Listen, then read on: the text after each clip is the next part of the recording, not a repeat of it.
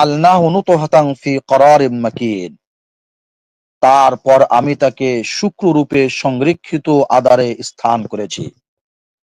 অর্থাৎ আমি তাকে শুক্র বিন্দু রূপে স্থাপন করি এক নিরাপদ আধারে।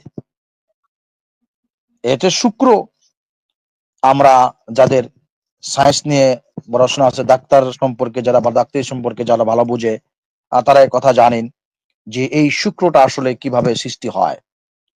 পানির থেকে আল্লাহ তাআলা এই শুক্রটাকে সৃষ্টি করেন। অর্থাৎ স্বামী স্ত্রী যখন সহবাস করেন, এই সহবাসের সময় অর্থাৎ যেই পানি মানুষ থেকে বের হয়, বলে এই জায়গার থেকে আল্লাহ তাআলা শুক্রকে বের করেন এবং এই শুক্রটাকে কি করেন, সংরক্ষিত করেন কোন একটা স্থানে। জি, এরপর আল্লাহ তাআলা এই শুক্রটাকে কি করেন আল্লাহ তাআলা পরে বলছেন। এরপরে 14 নম্বর আয়াত আল্লাহ তাআলা বলতেছেন, দেখেন এখানে ধাপে ধাপে প্রত্যেকটা বিষয় এখানে চলে আসবে। আল্লাহ তাআলা এখানে বলেন যে অতঃপর, অর্থাৎ এই থুম্মা শব্দটা আছে যে থুম্মা খলাকনান নুতফাতা, অতঃপর শুক্রকে আমি আলাকা, মানে আলাকা মানে এটাও এই এই কি বলে পরিণত করি। আলাকা এটাও এই যে নুতফা, শুক্রের একটি নুতফা, যে আলাকা যে থুম্মা খলাকনান নুতফা, এই এই নুতফাটাকে আমি কি করি, আলাকায় পরিণত করি।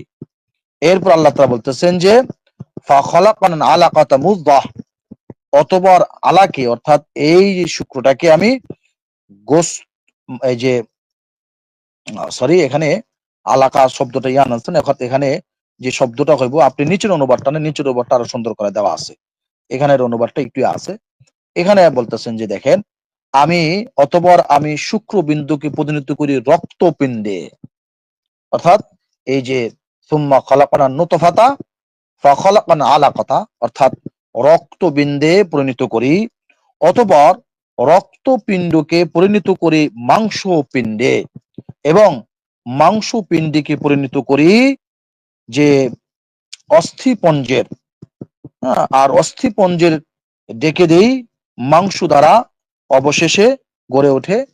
এখানের অনুবাদটা একটু এই সাধু ভাষায় করেছে আজাদ ভাই। আমি আপনাকে যে আয়াত দিছিলাম ওখানে যে অনুবাদ করা আছে, ওই আয়াতটা যদি একটু উঠাইতে পারতেন ভালো হতো।